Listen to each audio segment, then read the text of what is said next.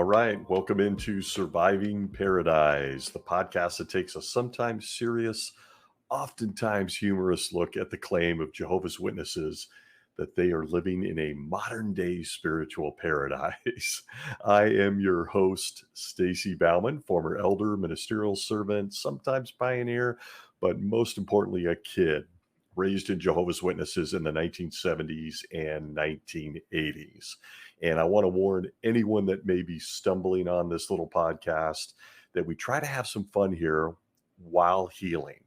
So each episode features lots of sarcasm, humor, and more, never meant to offend, even for those that may still be religious, Christian, believers in the Bible, and so forth. In straight transparency, I am not. I'm very agnostic after studying the Bible 7 times through. And I just want to say, welcome, expect some humor, but just know that many people who arrive here or are listening are oftentimes healing or considering an exit from Jehovah's Witnesses. So we welcome any and all, and brace yourselves. We like to have some laughs and sometimes some cries. So I want to launch into a subject that has always troubled me from the time I was a little kid.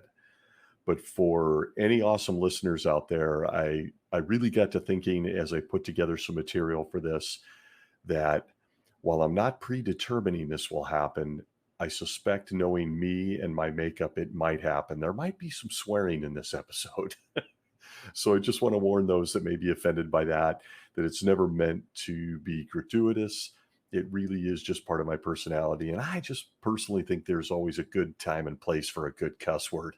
And this might be one of those subjects, because this particular subject I feel is so intellectually insulting that it just drives me nuts. I've been laughing for hours just thinking about this and the many thoughts that came to my head. And if you're a Jehovah's Witness or a PME, physically and mentally in, or someone who's just searching or considering some doubts or wondering why you're having the feelings you are, welcome. And I might just add, please, please, please give this particular subject matter a lot of thought. Really think about this one. Go away. Don't make any rash or knee-jerk decisions, but really go away and think about this particular subject as taught by Jehovah's Witnesses. What is that subject, you may ask? It is the teaching or doctrine of universal sovereignty. Now, most Jehovah's Witnesses or those associated are going to recognize that terminology, those words. Although it's kind of funny, in my own observation over the last decade or so, it really seems like this particular cornerstone teaching has taken a little bit more background to some of the ridiculously stupid stuff that the governing body is pumping out these days. They're not really requiring people to think much anymore. They're basically demanding obedience, popping out some cartoons and horrific videos and songs. But this teaching of universal sovereignty used to be a really big deal. And I don't want to say it isn't now for Jehovah's Witnesses, because it really is a cornerstone to the entire religion. So for those that might be new to this term, this universal sovereignty, and are thinking, what is he talking about? And I'm guessing that's the minority who might be showing up for this podcast. But just in case, what is this teaching of universal sovereignty? As I mentioned, it's a cornerstone. Jehovah's Witnesses basically base almost everything really around this. In one way or another, it all starts here in a lot of ways. I could have lifted a million different definitions from the publications, but I just decided to pick a couple to kind of set the tone for those who are not familiar with the term universal sovereignty and why it's so important to witnesses. The first one comes from the Good News to Make You Happy book. This is an older one, but it says there, quote, "What is the great issue that must be settled? It involves Jehovah's sovereignty over his creatures." That sentence is just a turnoff as I read it. At that time of the rebellion in Eden, Satan put God's sovereignty at issue. Not that he had the power to remove God as sovereign. No, but he raised the question: is God's sovereignty over his creatures right and in their best interest? Is that sovereignty righteous? And does it deserve their support? End quote. So if you're buying what I'm selling here, by their own definition, this issue of universal sovereignty is essentially Satan raising the question: why do you, as the creator, think you have the right to rule over your people? They'll do just fine without you. What's more, if their life was hard, they'd turn on you anyway. But to set the stage just a little further so that you understand why this issue of universal sovereignty is also apparently of paramount importance to Jehovah himself, I present to you the Watchtower 2017 study edition, the article entitled "Keep Your Eyes on the Big Issue." Note what it says here, quote, "Of course, Jehovah knows that the devil's allegations are false. So why has God chosen to allow the issue to go on, giving Satan time to prove his point? The answer involves all intelligent creatures." I can't even keep a straight face with that.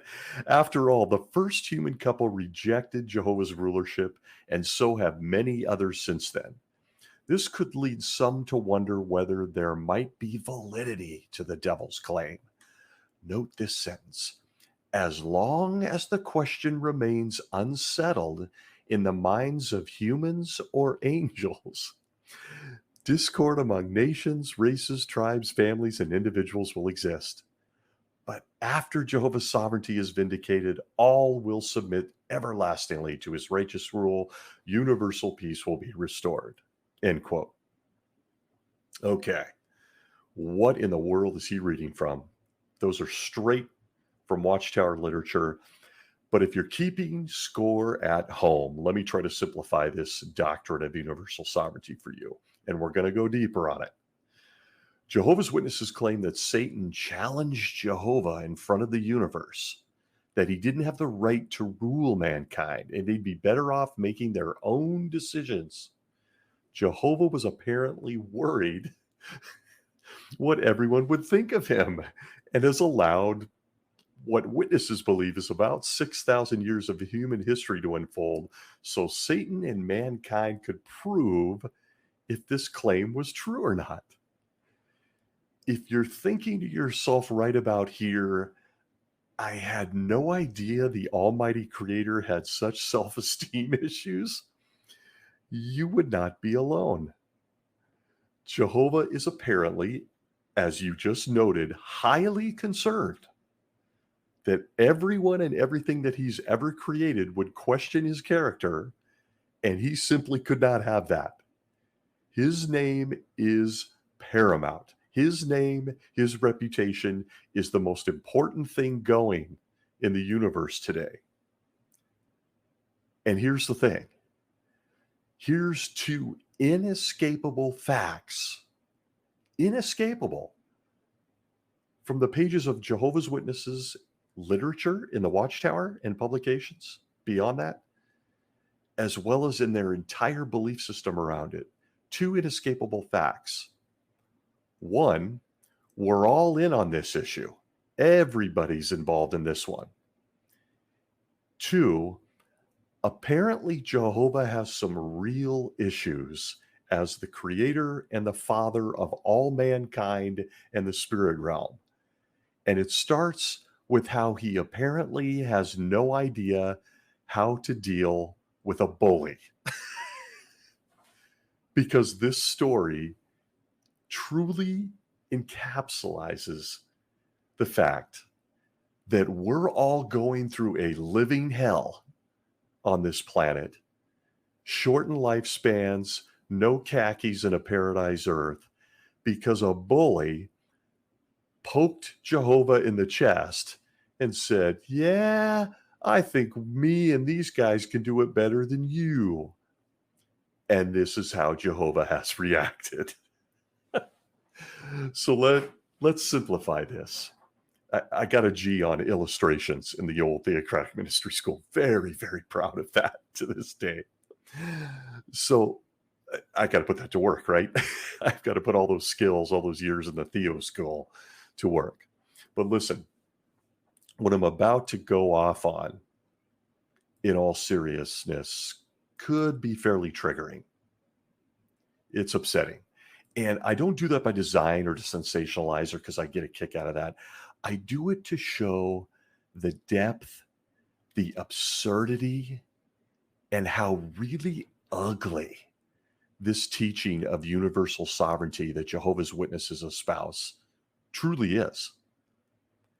The exposure it gives to the Creator, Jehovah God, the exposure it gives to Satan the devil, and everything that surrounds it with you and me. So listen, I'm going to take a few minutes, I should say, and ask you to go on a journey with me. And I hope you're in a safe place. You're listening, you're sitting in a chair, you're laying in bed, you're chilling out. Maybe you're having an adult beverage. Sounds like a good idea. But where possible, clear your head. Please close your eyes if you're able to do that, if it helps you concentrate. And just take a journey with me. Okay. Here comes my illustration that I believe, at least in my mind, and this illustration's been in my mind for 40 years, completely blows the lid off universal sovereignty and the impact it has on you and me. Here goes. Close those eyes, lean back. You move into a new neighborhood. Beautiful new neighborhood. Things are going well. Moved into your house, you're settling in, everything's beautiful. Things are just wonderful. But after a few days, one of your neighbors comes out into the street in front of your house and he starts screaming insults at you. He just starts screaming at your house, calling you out by name. You see him from the window. He's calling you an egomaniac for having such a nice house, for building such a nice house, for giving your kids such a wonderful house to live in. He's screaming at the top of his lungs that you want everyone in the neighborhood to think you're cool and that you don't want anyone to have a nice house, certainly not nicer than yours. You don't want anyone to have a well-manicured yard like you do. That all you care about is yourself. That you're a liar and he knows it and he can prove it. That you're a bad guy. That you shouldn't or don't even deserve this house. This goes on every day for months. He's out in the street. He's screaming you down. You're watching on from the window. All the neighborhood is watching on. They're looking at this madman out in the street, this bully screaming you down from the middle of the street out front of your house day after day. So eventually you've had enough and you confront this guy, this bully, this neighbor, while everyone in the neighborhood is watching. They're all on their porches. They come out the front door. They're looking out the windows. Oh, it's finally going down. The bully is about to be confronted by the good guy in the big, beautiful house. So you're out in the street. You've had enough of all this. But the neighborhood bully makes a proposition. He looks at you, sticks his finger in your chest and says, I'll tell you what, to prove you're not an egomaniac, that you're not a stuck-up jerk who thinks he's better than all the rest of us on this street, that this claim that you don't want anyone else to have the cool stuff you do, or be seen as the best neighbor on the street, or that you care about everyone on the street equally, you must clear your name. And I've got an idea how you can do it. You simply have to go along with it. You must make sure that everyone knows you're not the creep the bully is claiming you are. So the bully's poking his finger in his chest says to you, I propose the following. To prove you're a great guy and not a bad guy, that you deserve everything you have, I want you to bring your children out. I'm going to provide a lawn chair in the street. I'm going to, trigger warning, trigger warning, people, but there's a reason. I'm going to tie up your children, and I'm going to commit unspeakable acts of harm against your children. I mean, things that this podcast host isn't even going to utter into air. I'm not going to let roll off the tongue. Disgusting, despicable, gut-wrenching acts while everyone watches, including you, all the neighbors, everybody on both sides of the street, you and whoever's left in your family.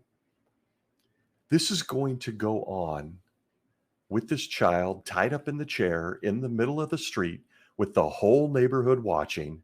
This is going to go on until further notice. You can't stop it. No one can stop it. And each and every neighbor needs to have no doubt that by allowing this to happen, you're the man.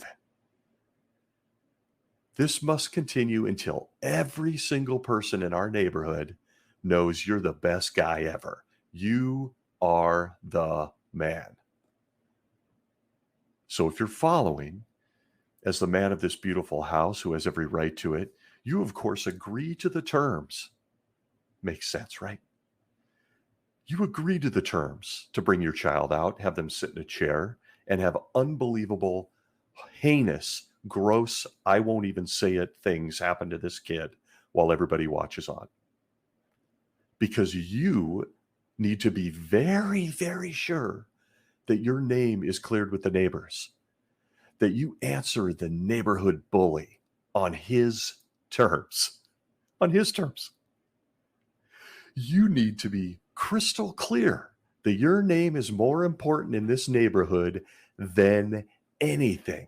Your name's more important than the precious child in that chair. Yeah. Your name's more important than their safety, their mental health, their future, their children, your grandchildren, and their grandchildren, and their grandchildren. There's no other way to say it here. Your name is the man. Your reputation is paramount. It's more important than absolutely everything. You simply can't stand for a single neighbor to think you're less than worthy of being called the greatest guy in the neighborhood. So what do? You negotiate with the bully. With his finger in your chest, you agree to his demands, which on some level apparently proves you're a man of great character for meeting the bully's demands, the bully's challenge. The bully's made it known, the neighborhood's watching, you cave in and say, okay, you can have my kid. So, trigger warning. Your child comes out into the street. They sit in the lawn chair, and the whole neighborhood gathers around. Everybody's watching. Everybody, man, woman, child. Everybody. They tie your kid up. And as this precious child, this precious innocent,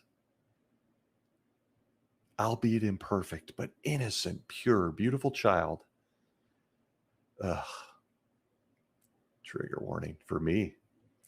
This child screams in pain as unspeakable, horrible things are done to this child over and over and over again. And she reaches for you, this little baby, begging, screaming, desperately clawing for you. Daddy, daddy, daddy, help me. With everything she's got, and I can't go any deeper because I'm getting upset. She's lunging, begging for you to help her, to make it stop. And you're that man.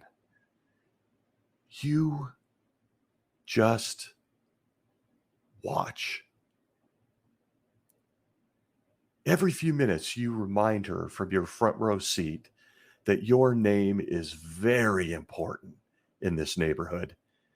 And you just keep encouraging her to hang in there. It'll all be over at some point. I could go into gruesome detail, but I'm not going to because I feel myself getting emotional.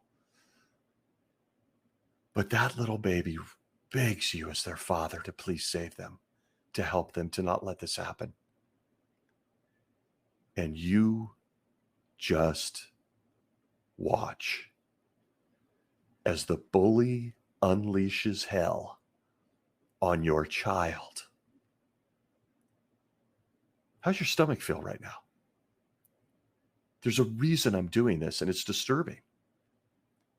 And did I mention that this little drama in the street is still going on?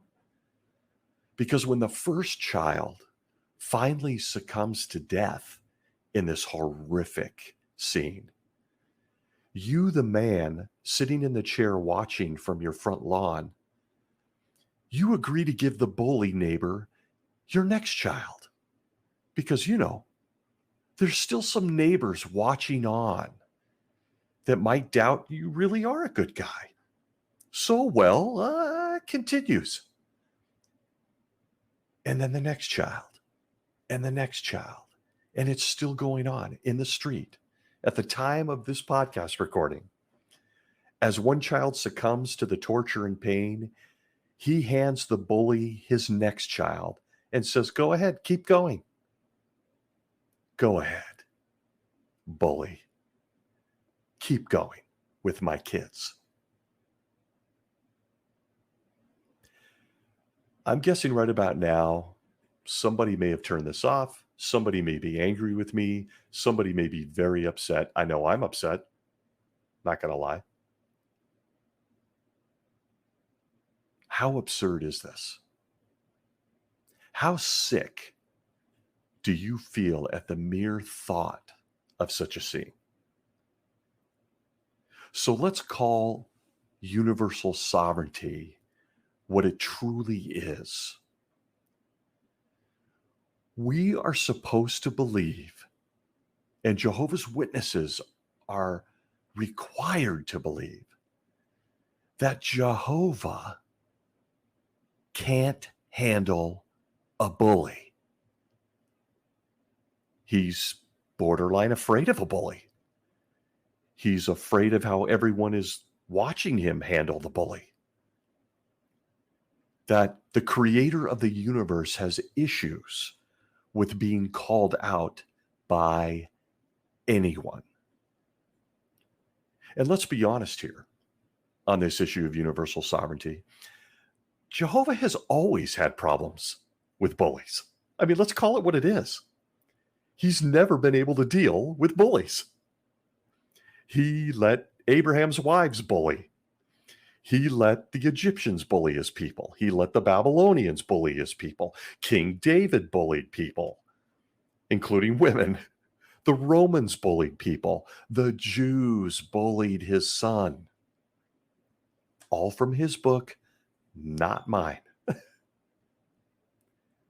From day one, Jehovah had an issue with a talking snake. That's where this whole thing started. That's where the whole thing started. The bully stuck his finger in Jehovah's chest and said, "They don't need you. None of us need you. We can rule ourselves." That's where it started, with a talking snake. He let the Nephilim beat people to death. He then allowed his own bully kids, aka angels turned demons, access to heaven, access to earth, where they continued to bully people. He then allowed groups of people to enslave his nation, to torture his children, kill people by the thousands, all while he came up with a plan to clear his name, because that's what was important. Jehovah allowed all of this, or so we are to believe, because a bully, otherwise known as a snake in the opening book of the Bible, told a woman she deserved more. So the almighty creator of the universe kicked back and said, "Oh no." We're supposed to believe this scene that he sat back in his chair and went, "Oh no. My children and my entire universe just went to shit. I got to come up with a plan." That's what we're expected to believe when it comes to universal sovereignty. And did I mention the plot twist? There's a big plot twist on this one that I encourage everyone to think deeply on because there isn't enough time to truly dig around it. Did I mention that the bully in this scene that Jehovah gives the most leeway to than anyone else is his own son? That the guy calling out his character, the one sticking his finger in his chest and saying, "Let me hurt everyone so you can clear your name," is his own rebellious kid? That the guy that apparently gets under Jehovah's skin the most is one of his own children? So in order to prove this one bratty kid wrong, he allows this kid to harm everyone else throughout time? Instead of disciplining the one kid, he allows the kid to wreak unmentionable, unspeakable pain on all of the other kids? Because after all, daddy's name and reputation are more important than anything. And in that context, folks, I present to you the doctrine of universal sovereignty. Jehovah's name and reputation are more important than his kids. In a nutshell, you wouldn't really want bullies whispering in corners about you, or a bully to whisper about you at the water cooler the next day that you're less than cool. So I'm going to let him prove it by giving him full access to torturing my children. If you think at this point, okay, Stacy, you've lost me, or I'm really upset, this is not cool, or you've gone off the rails, this is absurd and ridiculous, I agree. I've agreed since I was a young boy. Several times sitting, staring off into the stars, saying, "Let me get this straight," in my many prayers as a kid and as a grown man. But if you don't believe this, if you don't believe it or you think that I'm dramatizing it, please allow me to present to you a story Jehovah's Witnesses and the governing body believe is real. That same governing body, the 8 guys in upstate New York, used to explain every sick, untold misery that we all are enduring today. May I present to you a new character in this episode? May I present to you the man, Job. Time does not permit me to go into the dramas I've seen, the countless illustrations I've seen, the countless tapes I listened to as a kid, the talks I've personally given, including public talks that go on in some riveting detail as to the misery of the man Job. If you're old enough, you may think of Job almost instantly, like I do, by that picture in the Bible Stories book of him covered in open, oozing, ulcerous sores all over his body as he lay there scraping them with clay pots, broken clay pots. So I'm not being dramatic. And while I really did try to give a dark look at this, it's because it is dark. Imagine teaching children this. Imagine that you're asking a very basic question as a child that, hey, I don't get it. Why are evil things allowed to happen if Jehovah's so powerful and strong and can stop it? Voila, universal sovereignty. So let's dig in. to this man, Job, for just a brief few minutes. I think it's worth a snapshot to look into what Jehovah's Witnesses teach, not only children, which makes me sick, as to their first, almost all, in many cases, almost their first impression of who Jehovah is comes from a Bible stories book illustration or from a story that mom and dad tell you. And Job's right up there at the beginning, folks. He comes right after Noah and the drowning babies who didn't know Jehovah, and slides in, with Abraham, who almost kills his own son and knifes him. And we can slide right into Job. So let's talk about Job, because it really shows how Jehovah cannot handle a bully. If you think that's absurd, follow along. Job chapter 1, verses 7 through 12. And might I add that these verses are some of the most quoted, and as I already stated, a foundation piece to the entire Jehovah's Witness faith. Job chapter 1, verses 7 through 12 says, quote, "Then Jehovah said to Satan," and let me back up. To set the stage, I want to remind everyone that Satan at this point in the Bible continues to have full access to heaven. Jehovah drowned all the people on earth. He drowned all the babies who never knew his name and couldn't talk. But Satan allowed to rock and roll. He's still continuing on, him and his demon buddies. And this is what we see. Picture this up among the clouds. Job 1, 7 through 12. And it says, quote, "Then Jehovah said to Satan, 'Where have you come from?' Satan answered Jehovah, 'From roving about on the earth and from walking about in it.'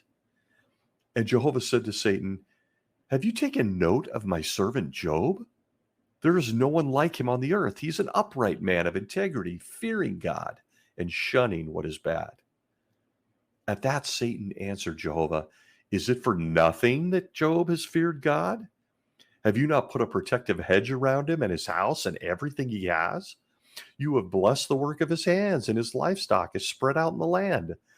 But for a change,'" here comes the bully challenge, "'stretch out your hand and strike everything he has, and he will surely curse you to your very face.' Then Jehovah said to Satan, 'Look, everything that he has is in your hand. Only do not lay your hand on the man himself.' So Satan went out from the presence of Jehovah." Job 1, 7 through 12. Boom, bada boom, bada bing. Quick conversation filled with a plethora of questions. This Bible account might be the one in just 5, 6 verses that had my head spinning going, I got several questions here. And I mean, at 10 years old, I had these questions. But before I get into what those questions are on this story that is used as almost single-handedly outside the Garden of Eden, the basis for the Jehovah's Witness teaching of universal sovereignty and what bullies can get away with, let's find out what happened to Job. So Satan shows up. Satan says, "Yep, Job's a good dude, but it's just because good things happen to him. Why don't you make some bad things happen and see how he reacts?" So this is what Jehovah allows the neighborhood bully to do to his child. And I'm not going to read all the scriptures. It is a big book, a very interesting book. And without going too deep on the fact that I don't believe Job ever existed, it was nothing more than a lesson, a story for those early Bible writers to explain why bad things happen to good people. This is what the Bible account tells us happens to Job. The list. He loses his fortune. He's a wealthy guy. He loses it all. Everything. But it doesn't stop there because, money's one thing.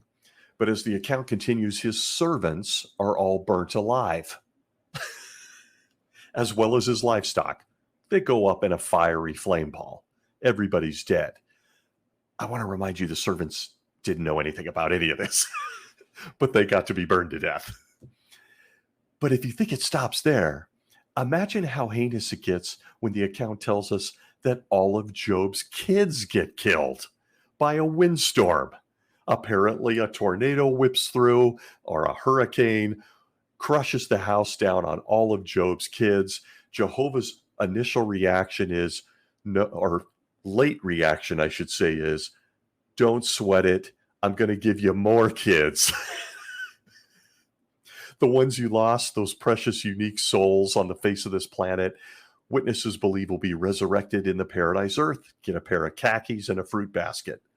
But in the meantime, Job was supposed to just go, well, that sucks, because Jehovah says he'll give me more. Never mind the precious innocent souls that were all killed in the hurricane inside the house.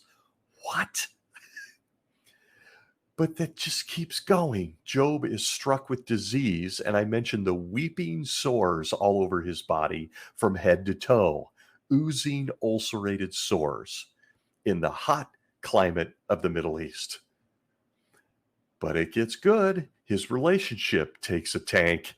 His wife starts hating him and chastising him.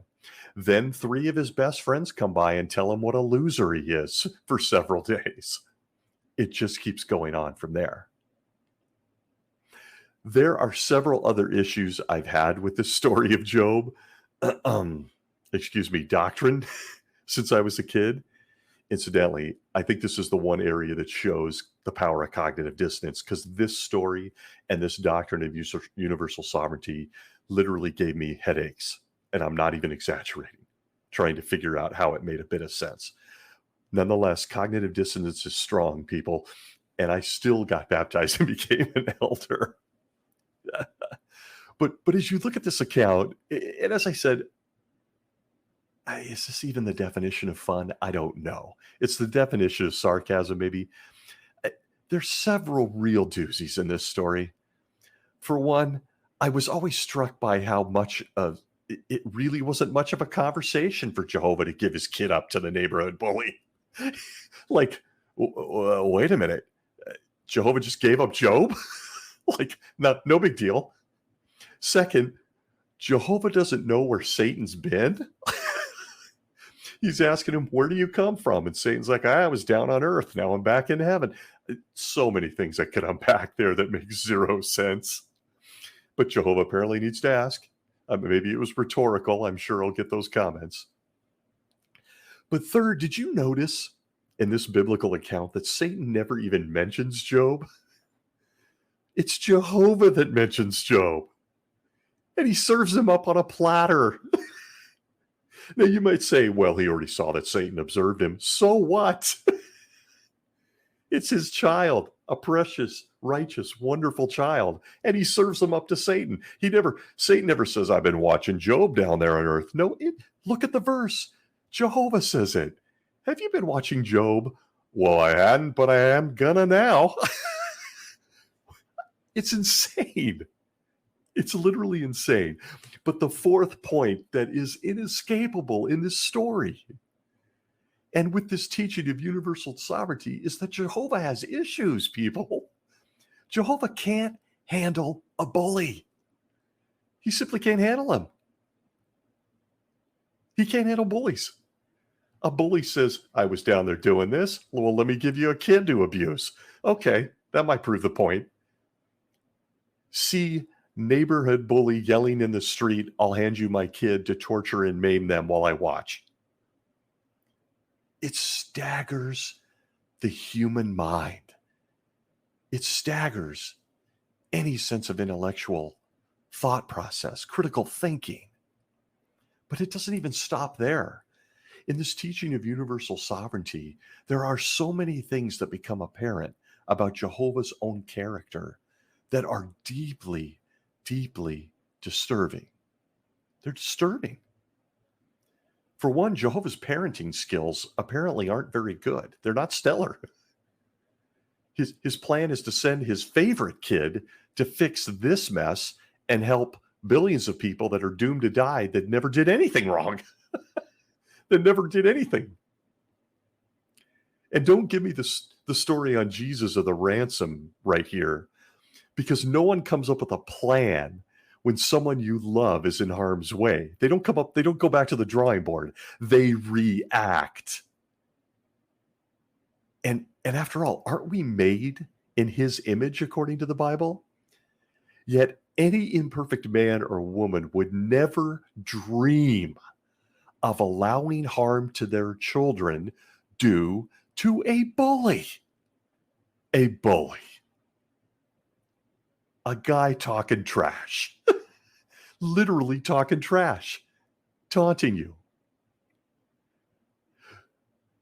As the points continue in this story that never make any sense on this issue of universal sovereignty, Jehovah's Witnesses are consistently taught and are led to believe that at some point, Jehovah and Satan will meet in the schoolyard to duke it out.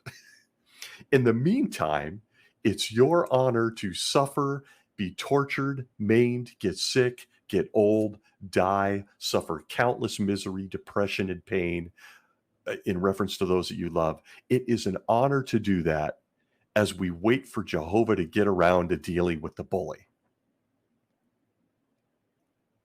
And but it's just incredible.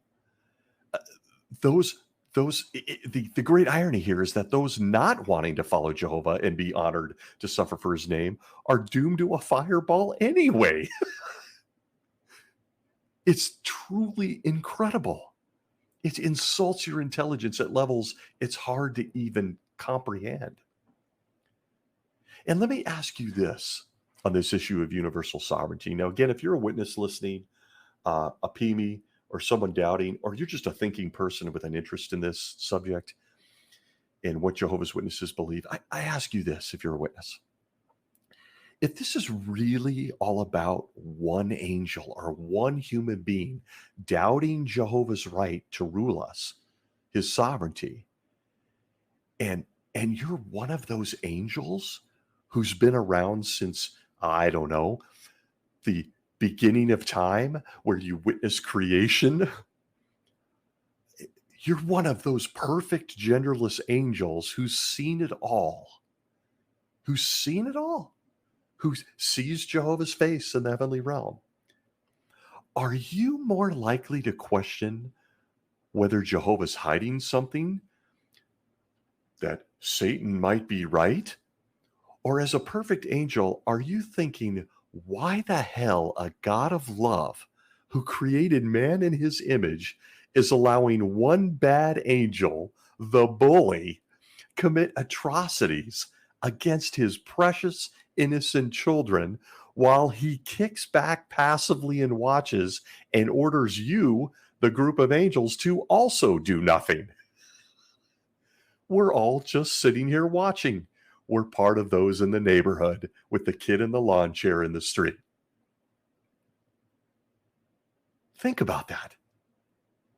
We're expected to believe that perfect angels are having doubts about this? Might they be actually having doubts as to what the hell Jehovah's thinking, allowing this to continue?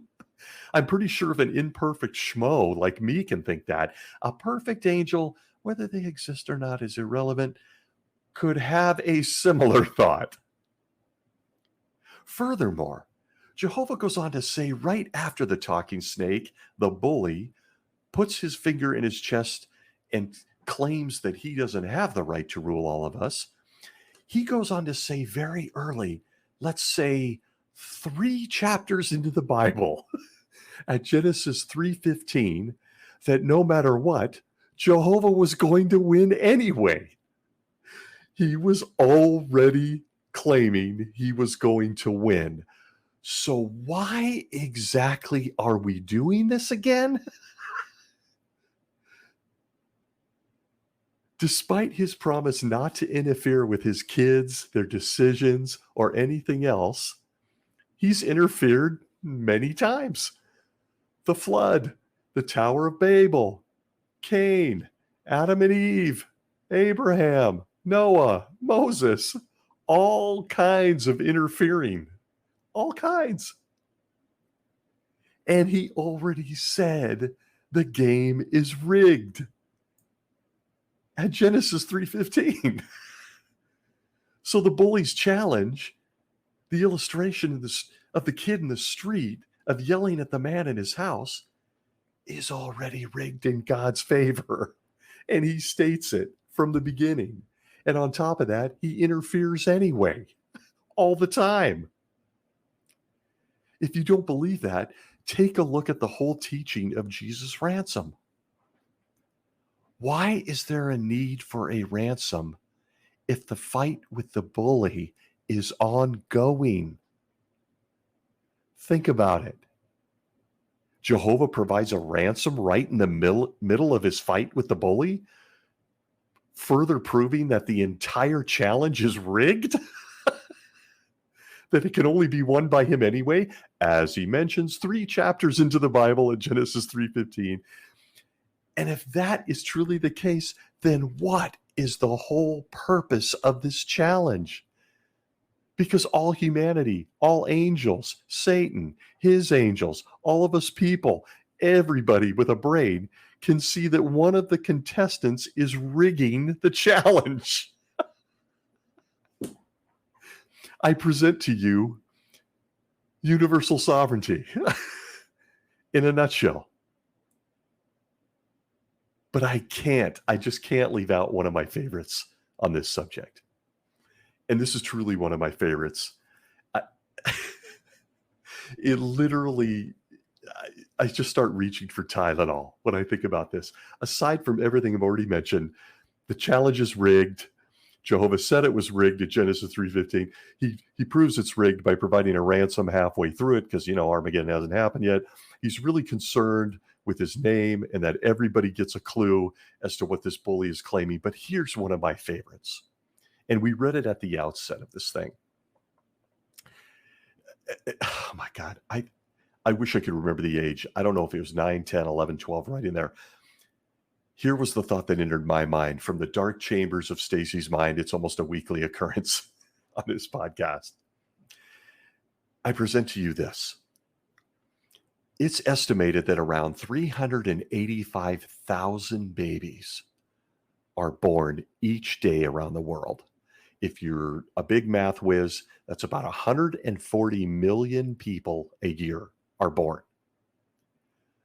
So I ask you, since it's all hovering on the fact, as we read at the outset, that Jehovah wants to be sure that this issue is cleared up, that no human or angel has any doubts as to his sovereignty, when exactly will this issue be solved?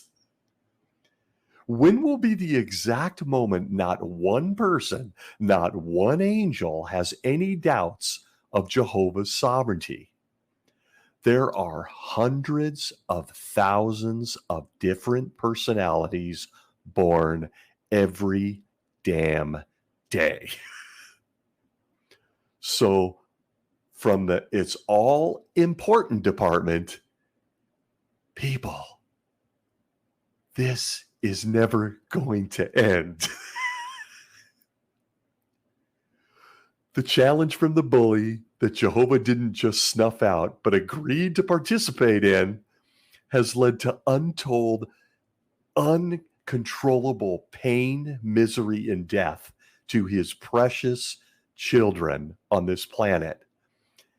He keeps telling us it's going to end, to hang in there. And yet every day, 385,000 new personalities arrive on this planet. And you're telling me none of them are going to have doubts? They don't even know who Jehovah is till when? 4, 5, 6? If this story in Job, if this doctrine taught by the governing body of Jehovah's Witnesses, this cornerstone teaching of this religion is true, it is never going to end. Jehovah's never going to have the nose-to-nose fight in the schoolyard with Satan. He just listened to the bully, and the bully's already won. The bully got him to react. And what's odd and what's sickening is that he didn't pay for it. His name is still his name, and I'm not even going to get into his name. It's a subject for a whole other show. But the only people who suffered is us. His kids. The kids. The man in the house who hands over his precious children one by one to the man who says he's going to torture them in the street while all the neighborhood watches on, and he can't do anything about it. And so he doesn't. His kids, innocent children, because Jehovah doesn't know how to handle a bully. That's according to their teachings. I'm not making this up. And if you're wondering to yourself, why does any of this matter today? When I'm going to tell you why. Because when people ask Jehovah's Witnesses today, why Jehovah, a God of love, the creator, a guy who's got a paradise in store for all of us, why is he allowing all these horrible things to happen? Why are terrible things happening? Why do kids get sick? Why do people die? Why is there crime? Why is there so much injustice? Why does all of this happen?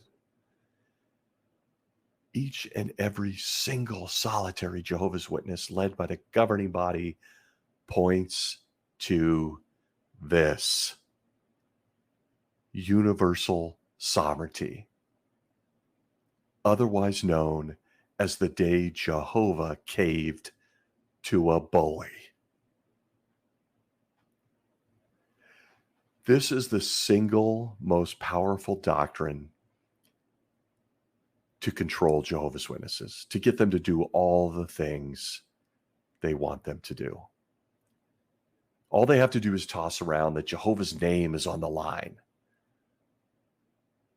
This is the single most important doctrine they point people to when they're sick, when they're sad, when they're hurting, when they're lonely, when they're dying. They point to the story of how Jehovah can't handle a bully. And so we all have to suffer. We all have to wait for the big showdown, a showdown that Daddy, God himself, cannot tell us when it's ever coming. According to this teaching of universal sovereignty, we are all the kid in the lawn chair in my opening illustration. We're the kid. We're pleading. Our arms reaching, pleading. Looking at our Father, crying, blood smeared on our face, misery, pain, a fear you can't define. Asking our Father, the strongest, best guy in the neighborhood with the big, beautiful house and great looking yard, to save us, help us, rescue us. And according to this teaching of universal sovereignty, all he does is just yell from the driveway from his lawn chair to keep in mind that his name and his reputation are the most important thing in the neighborhood. To hang on tight, little one. It'll get better someday. And oh, make sure you love me while you're at it. It's disgusting. It's so intellectually insulting. It's so absurd. And if you're saying, oh, I don't believe you. I don't believe this, Stacy. I take us back to the Watchtower, June 2017 study edition. Picture yourself in that chair in the middle of the street. Picture yourself as Job. You're grasping, you're reaching for Daddy to help you while the bully beats the living snot out of you. Don't believe it? June 2017 study edition, quote, as stated, the vindication of Jehovah's sovereignty is a vital issue involving mankind. It is more important than the personal happiness of any individual. It is more important than the personal happiness of any individual. Does that fact undermine the value of our salvation or imply that Jehovah does not really care for us? Not at all. Why not? Why does the vindication of God's sovereignty include the fulfillment of his promises? Jehovah deeply loves and values mankind. He was willing to use the blood of his son to make possible our eternal salvation. End quote. Oh, yes, but they give us examples of what we should be doing while Jehovah spends time answering his bully. Or might I say, while he uses us to answer his bully. Here's what we should be doing according to the same article, June 2017 study edition. Quote, continuing to have a regular share in Jehovah's work can help us to stay focused on the big issue. For example, God, this makes me sick. This makes me so damn sick. And reading it is believing it.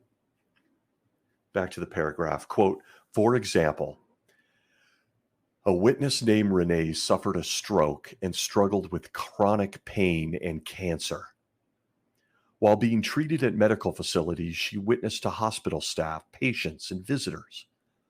At one facility, she spent, oh, God, I can't believe this. At one facility, she spent 80 hours witnessing in just 2.5 weeks, even as she approached death. Renee never lost sight of Jehovah's sovereignty. That in turn mitigated some of her distress. End quote. How do we even wrap our mind around that paragraph? We have a woman who has had a stroke, who's in chronic pain and dying of cancer. And what they're pointing out is that none of it matters because she went on to witness 80 hours in that condition in just 2.5 weeks, possibly the last 2.5 weeks of her life, as they allude to, because the bully challenged her father, and her father handed her over to sit in the middle of the street and be tortured in front of the neighborhood. And that in turn mitigated some of her distress. End quote. Why is this issue of universal sovereignty so important? Does that summarize it? I don't know that I could do a better job. But the same article goes on to say this, quote, of course, we want to stay focused on Jehovah's sovereignty, also in the face of day-to-day pressures and inconveniences. Jennifer spent 3 days at an airport waiting for a flight home. One flight after another got canceled. Feeling alone and exhausted, she could easily have surrendered to self-pity. I mean, is this a real story? Instead, she prayed to see how she might be of spiritual help to others experiencing similar frustration. With what result? She witnessed to many people and placed much literature. End quote. Watchtower, 2017, June 2017 study edition. What? Are you kidding? This is the same article. A woman in chronic pain, suffering of a stroke and dying of cancer, spends 80 hours until she dies. And it might have been better because she was thinking about the bully argument. And in the same article, we've got a woman who missed a flight, which, don't get me wrong, missed a few. It sucks. It's not fun. But they're literally taking an example of missing a flight and how apparently when you're missing a flight in an airport, you take time to bend knee and ask Jehovah how you can help all the other frustrated flyers who missed their flight. Well, I got an idea. You can help me answer the bully. It's just really apparent that according to Jehovah's Witnesses, and is it any wonder when you consider terms like undeserved kindness or the way everyone, women are treated, children, it seems that this umbrella, this teaching of universal sovereignty, truly teaches a Jehovah's Witness that your life just doesn't matter. Your children's lives don't matter. The only thing that matters is Jehovah's name, that you answer the neighborhood bully. Because apparently Jehovah can't? The Almighty Creator? And did I already mention the bully is his own son? So instead of smacking his ass and kicking him out, he makes him or gives him full reign over to torture the rest of us? Don't spend any time considering the countless lives that could have been saved or the misery avoided due to this situation. There is still at least one breathing person out there, apparently, that thinks the bully just might be right. So line up and take your lifetime of beating, folks, because this little challenge ain't over yet. This is what the governing body teaches Jehovah's Witnesses. And through all of this, we're expected to see Jehovah as a God of love and loyally stand by our book cart to share publications with anyone else that may have an interest in having one. To put this issue of universal sovereignty, this challenge, this trash talk from the bully over our own lives, over the lives of our mates, over the lives of our children, over the lives of our family, over everything. I can't help but think, as I was considering this entire subject matter, of a little side note.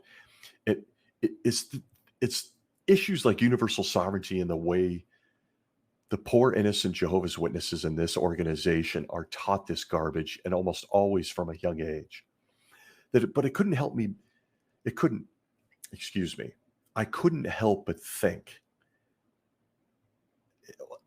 I ask you, is it any wonder that the governing body of Jehovah's Witnesses doesn't care about children? And don't tell me they do. They don't care about children. They have secret databases filled with information on pedophiles that go back decades. Those guys are still in congregations. They harm children at every meeting mentally and emotionally with violent, disturbing images in their publications. They beat them to death about not bettering themselves with higher education.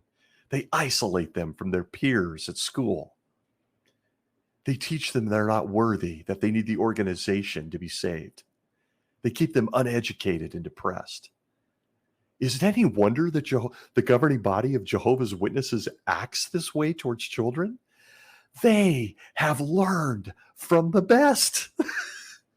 Jehovah himself, according to the doctrine of universal sovereignty.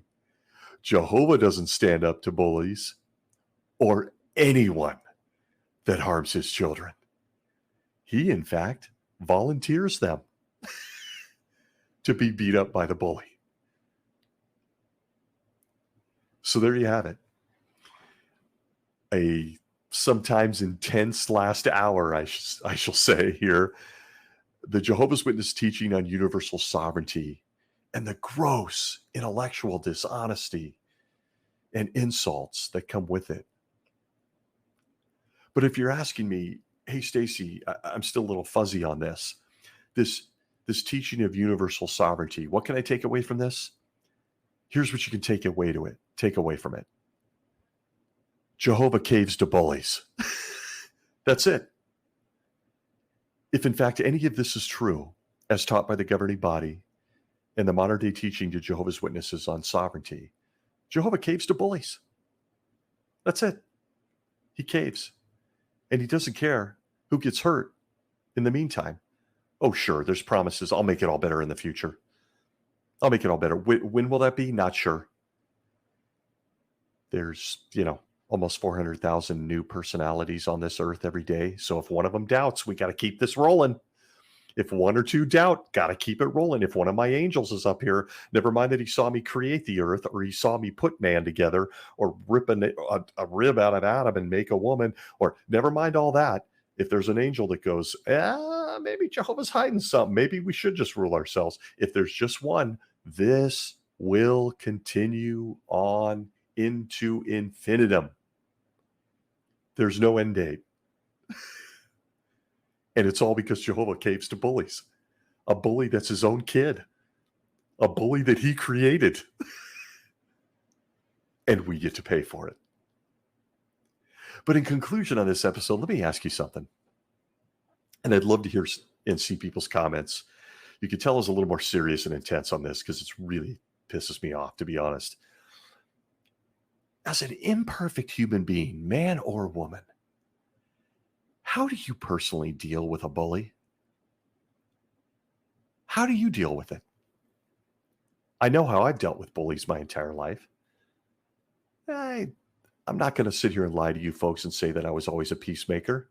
There's been plenty of times I knocked their teeth out. I was that kid. Had a temper. I hate bullies. God, do I hate bullies. I'm proud to say my son hates bullies, and I hope that everyone out there hates bullies. How do you deal with a bully? Do you offer to throw someone else out in harm's way to deal with the bully?